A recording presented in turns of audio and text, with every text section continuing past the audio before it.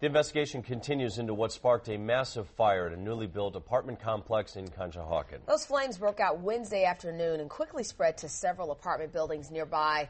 Now we understand Governor Ed Rendell has asked that the buildings be declared a disaster area. Steve Keeley is live this morning on the scene. And Steve, what is the latest for the residents? Well, residents in the only two surviving big apartment buildings here may be allowed to move back home as early as today. However, right now there is still no power in those buildings, and so no one allowed back in other than those tenants being allowed back in for about 10 minutes yesterday to grab any essentials that they may need for a night or two.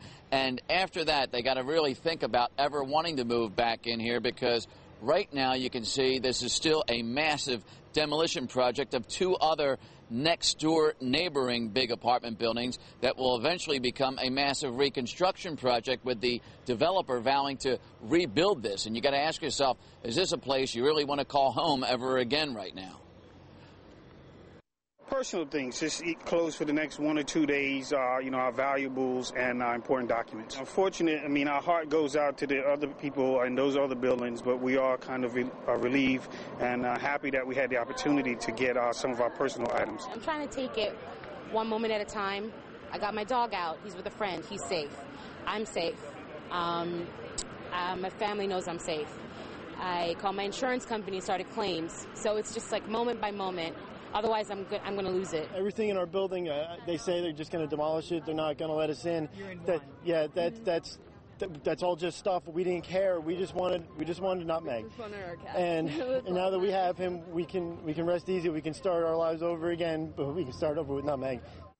Yeah, the very emotional pet story is really the main story out here right now. Whenever you talk to a resident here, especially people like this girl crying after being told not only would she not be allowed back in her ruined building to get anything, she would not even allowed in to see if her dog was still in there alive, and knowing that this building is going to be torn down with their pets likely still in there, left in crates or cages. It is just heart-wrenching for those people to stand out here and watch more tears from a woman we just saw walk by a minute ago. And so for the rest of the residents out here who've been dealing with the two big lingering questions, what am I going to do now, and how did this even happen in the first place?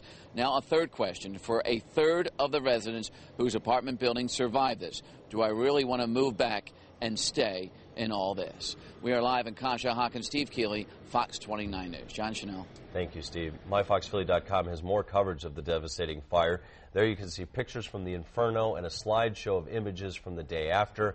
We also have the raw video from the fast-moving flames posted on the website, and the emotion of the pets being reunited with their owners.